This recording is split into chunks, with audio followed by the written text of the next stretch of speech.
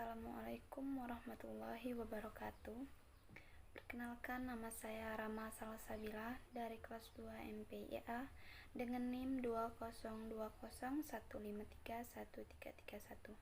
Saya dari Prodi Manajemen Pendidikan Islam. Di sini saya akan menyelesaikan tugas ujian akhir semester saya dengan mata kuliah Filsafat Umum dengan dosen pengampu Bapak Amiruddin SPDI MPDI. 1. Periodeisasi dunia filsafat atau abad filsafat dikelompokkan menjadi 4 periode. Masing-masing periode mempunyai karakteristik atau ciri khas objek kajiannya masing-masing. Di sini saya akan menjelaskan nama atau istilah dari 4 periode tersebut, awal dan akhir dari 4 periode tersebut, ciri khas atau pusat objek kajian filsafat dari 4 periode tersebut, 3 orang filosof yang hidup dan populer pada masing-masing periode tersebut, serta pemikiran mereka masing-masing. Jawaban A. Zaman Yunani kuno. Kelahiran pemikiran filsafat diawali pada abad ke-6 yang ditandai oleh runtuhnya mite-mite dan dongeng-dongeng yang selama ini menjadi pembenaran setiap gejala alam. Filsafat Yunani yang telah berhasil mematahkan berbagai mitos tentang kejadian dan asal-usul alam semesta, dan itu berarti dimulainya tahap rasionalisasi pemikiran manusia tentang alam semesta. Cara berpikir ini berlangsung sampai abad ke-6, sedangkan sejak abad ke-6 orang mulai mencari jawaban rasional tentang asal-usul dan kejadian alam semesta. Periode Yunani kuno ini lazim disebut periode filsafat alam.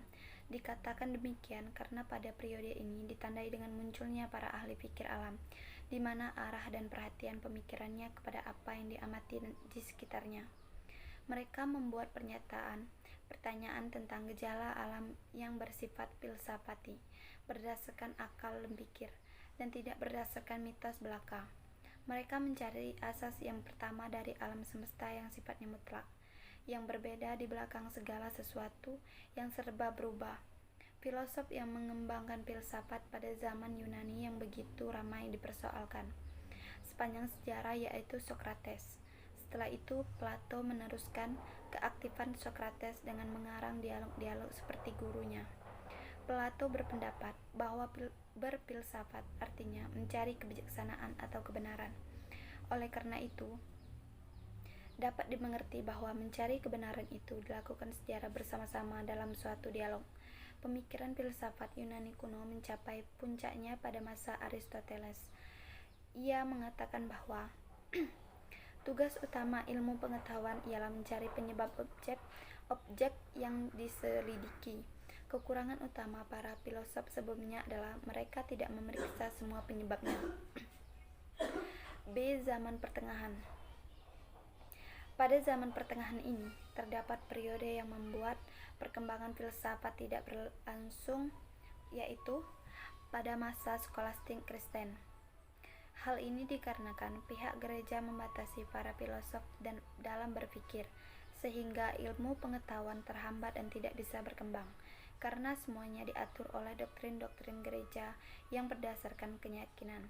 Apabila terdapat pemikiran-pemikiran yang bertentangan dari keyakinan para gerejawan, maka filosof tersebut dianggap murtad dan akan dihukum berat sampai pada hukuman mati.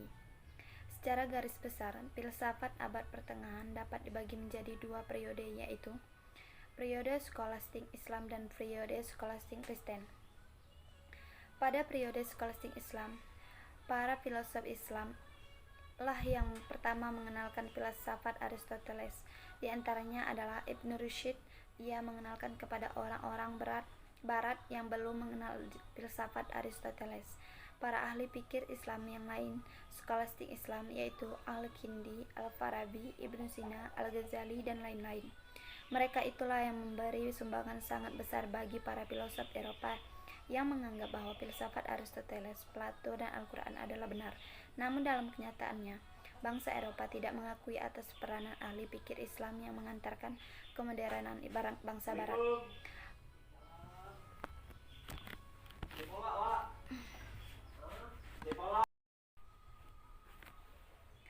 Pada masa ini, skolastik Kristen, kekuasaan agama masih begitu berpengaruh terhadap perkembangan kehidupan filsafat. Khususnya di kawasan Eropa, adanya tren perbudakan membuat para pemikir ahli terbatas hanya dari kaum agamis yang berada di gereja saja. Karena mereka yang di luar gereja terlalu disibukkan dengan urusan melayani orang lain daripada memikirkan hal-hal yang tidak mengenyangkan seperti filsafat. Pada masa inilah perkembangan filsafat dan ilmu pengetahuan sangat buruk karena pihak gereja membatasi dan melarang para filosof dalam berpikir, sehingga ilmu pengetahuan dan filsafat tidak berkembang. C. Zaman Renaissance. Renaissance adalah suatu zaman yang sangat menaruh perhatian dalam bidang seni lukis, patung, arsitektur, musik, sastra, filsafat, ilmu pengetahuan, dan teknologi. Zaman Renaissance terkenal dengan era kelahiran kembali kebebasan manusia dalam berpikir. Pada zaman ini, manusia mulai berpikir secara baru dan secara berangsur-angsur melepaskan diri dari otoritas kekuasaan gereja yang selama ini telah membatasi manusia dalam mengemukakan kebenaran. Filsafat dan ilmu pengetahuan, proses melahirkan kembali ini terjadi pada abad ke-15 dan 16, dan yang melahirkan kembali kebudayaan Yunani dan Romawi kuno ini adalah orang-orang yang bisa disebut kaum humanis. Renaissance dianggap sebagai masa peralihan dari abad pertengahan ke zaman modern.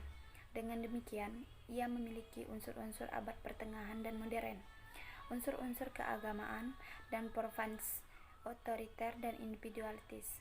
Tetapi ini semua tak berarti pengingkaran bahwa Renaissance umumnya dianggap sebagai suatu titik peralihan di dalam sejarah kebudayaan Barat. Pada saat ini, manusia mulai dianggap sebagai pusat kenyataan. Hal itu terlihat secara nyata dalam karya-karya seniman zaman Renaissance seperti Donatello, Botticelli, Michelangelo, Raphael, Perugino, dan Leonardo da Vinci. Sedangkan dalam bidang ilmu pengetahuan terdapat beberapa tokoh hebat antara lain Nicolaus Copernicus, Andreas Vesalius, Galileo Galilei, Johannes Kepler, dan Francis Bacon. Bangsawan Inggris yang meletakkan dasar filosof untuk perkembangan dalam bidang ilmu pengetahuan dengan mengarang suatu mahakarya yang bermaksud menggantikan teori Aristoteles tentang ilmu pengetahuan dengan suatu teori baru dalam bukunya Novum Organum. D. Zaman modern atau sekarang. Setelah zaman Renaissance, yaitu zaman pencerahan atau zaman modern. Zaman pencerahan berlangsung dari abad ke-17 hingga sekarang. Di zaman ini terdapat peristiwa penting, yaitu revolusi di Inggris dan Prancis. Orang-orang yang hidup di zaman ini memiliki keyakinan bahwa mereka mempunyai masa depan yang cerah dan bercahaya berkat rasio mereka sendiri. Sebelumnya, orang lebih suka berpaut pada otoritas lain di luar dirinya, seperti otoritas gereja, kitab suci, para ahli, dan negara. Oleh karena itu, semboyan zaman pencerahan adalah Sapere Aude, beranilah berpikir sendiri. Dengan semboyan itu, manusia di zaman pencerahan semakin bersemangat untuk menemukan hal-hal yang baru. Mereka memanfaatkan akal mereka semaksimal mungkin untuk menggapai perubahan, kemajuan, pertumbuhan, pembangunan, peradaban, reformasi, bahkan revolusi.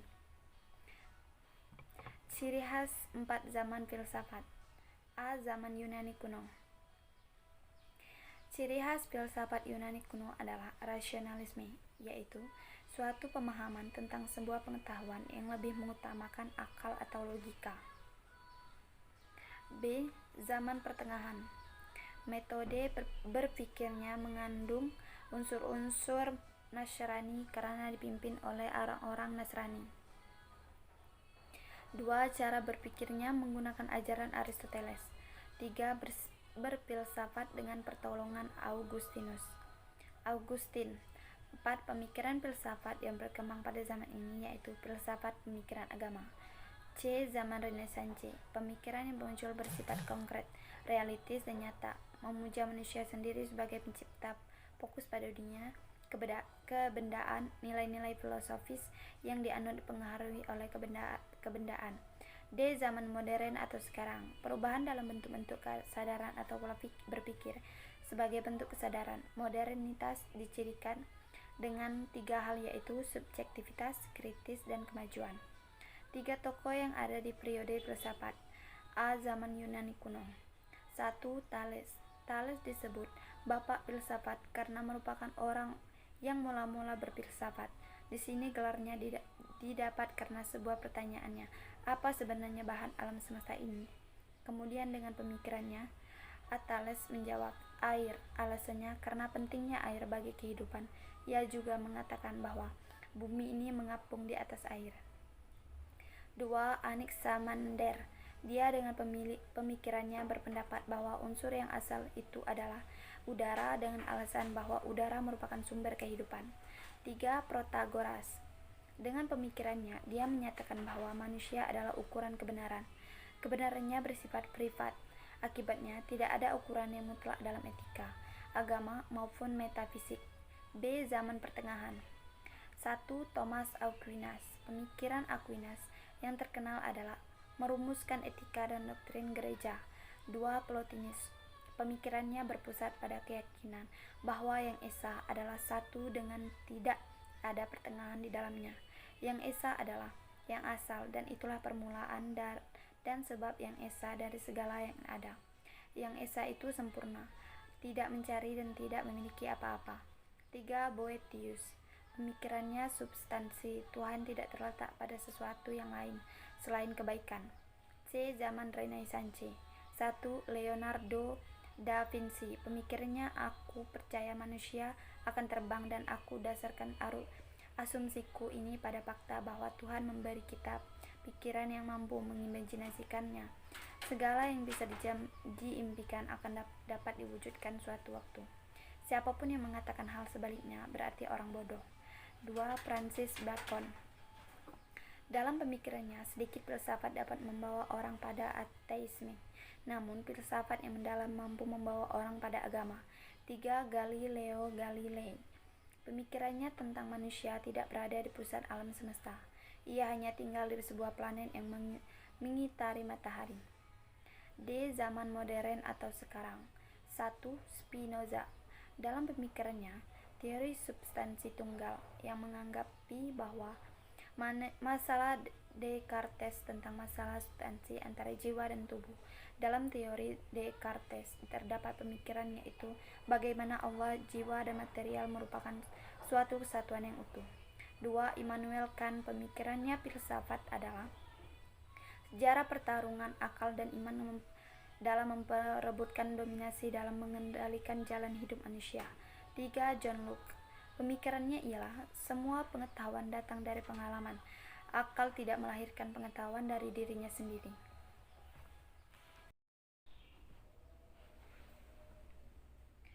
2. Salah satu periode filsafat adalah abad pertengahan. Pada periode ini, filsafat di belahan dunia barat mengalami kemunduran dibandingkan dengan periode sebelumnya, sehingga abad ini juga dikenal dengan istilah abad kegelapan. Namun di belahan dunia Islam, filsafat mengalami kemajuan yang sangat pesat, sehingga pada periode ini bermunculan para filosof yang Islam atau filosof Muslim. Anda tuliskan dan jelaskan. A. Mengapa abad pertengahan disebut juga dengan abad kegelapan dan apa yang terjadi dengan filsafat pada saat itu? B. Mengapa dan bagaimana filsafat Islam pada abad itu bisa mengalami perkembangan yang pesat? Apa yang dilakukan oleh para penguasa dan filosof Muslim pada saat itu? C. 5 filosof Muslim yang populer pada abad pertengahan itu serta keahlian mereka, masing-masing 20.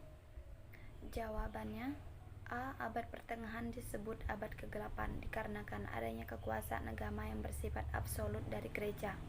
Kondisi tersebut menyebabkan sejumlah penyimpangan dan peristiwa sejarah yang kejam, yang kelam, seperti keterbelakangan ilmu pengetahuan, maraknya mitos dan tahayul, insekuensi, dan sebagainya. Dan pada saat itu juga filsafat mengalami kemunduran yang sangat signifikan. Bisa dikatakan bahwa filsafat pada masa itu akan hilang selamanya. Setelah masuknya pengetahuan baru yang dibawa melalui karya ilmiah ilmuwan Arab, barulah filsafat dikit demi sedikit mengalami perkembangan yang sangat pesat. B. Perkembangan filsafat Islam terbagi dalam periode awal. Zaman permulaan yang dibawa Rasul Shallallahu Alaihi Wasallam, Khulafaur Rasyidin, periode klasik yang dimulai pada pasca pemerintahan Khulafaur Rasyidin sampai masa awal imperialisme Barat. Tentang itu dapat pula dimulai dari awal kekuasaan Islam secara politis abad ke-19. 1. Al-Farabi, keahliannya dalam matematika, filosofi, pengobatan, bahkan musik. Al-Farabi telah menulis berbagai buku tentang sosiologi dan sebuah buku penting dalam bidang musik, kitab Al-Musika. Selain itu, ia juga dapat memainkan dan telah menciptakan berbagai alat musik. 2. Ibnu Sina, ia dikenal sebagai ilmuwan dan juga sebagai dokter. Keahliannya di bidang kedokteran atau kesehatan sehingga dia dikenal dengan nama Bapak Kedokteran Modern. 3. Ibnu Rushd, ia ahli hukum Islam, filsafat, menguasai ilmu kedokteran, kalam, bahasa, filsafat, dan astronomi. 4. Al-Kindi, keahliannya menguasai bidang metafisika, psikologi, etika, geometris, astronomi, isiologi, optika, serta metode logika ilmiah dan berbagai bidang lainnya. 5. Al-Ghazali, keahliannya dalam bidang ilmu, khususnya fikih, usul fikih, siasat, syariah. Karena hal itu, Al-Ghazali disebut dengan faqih. Ilmu fikih dipelajari Al-Ghazali dari Al-Syeikh Ahmad bin Muhammad Al-Radakani. 3. Anda jelaskan secara rasional pandangan atau pendapat Islam tentang filsafat, dibolehkan atau dilarang, sekaligus tuliskan pula dalil atau nasnya yang relevan. Jawaban: Islam memandang ilmu pengetahuan adalah suatu hal yang penting dalam mempelajari Al-Quran saja kita patut memiliki ilmu pengetahuan. Jadi kebenaran bisa dicapai dengan ilmu pengetahuan. Bahkan dalam Al-Quran banyak yang menganjurkan umat Islam untuk berpikir erat hubungannya dengan ilmu pengetahuan. Bagaimana kita bisa membuktikan suatu kebenaran dengan menghubungkan ilmu pengetahuan kita dengan proses berpikir? Tentunya dari sebuah hadis yang artinya carilah ilmu sejak dari buayan sampai ke liang lahat. Hadis ini menjadi dasar pendidikan Islam yang menjelaskan bahwa dianjurkan mencari ilmu pendidikan Islam sebanyak-banyaknya selama masih hidup, yang sesungguhnya disukai Allah Subhanahu wa Ta'ala, dan menjadi besar bahwa agama Islam sangat menganjurkan pemeluknya untuk selalu mencari ilmu sepanjang hidup. 4. Idealisme dan materialisme adalah dua aliran filsafat yang selalu bertentangan sejak dulu bahkan sampai sekarang, terutama dalam merumuskan kebenaran realitas.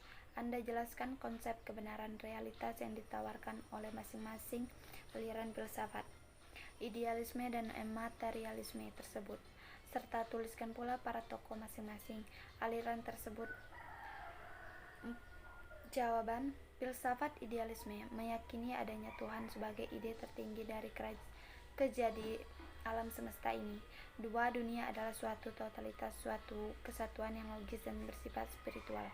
3. Kenyataan jatilah bersifat spiritual.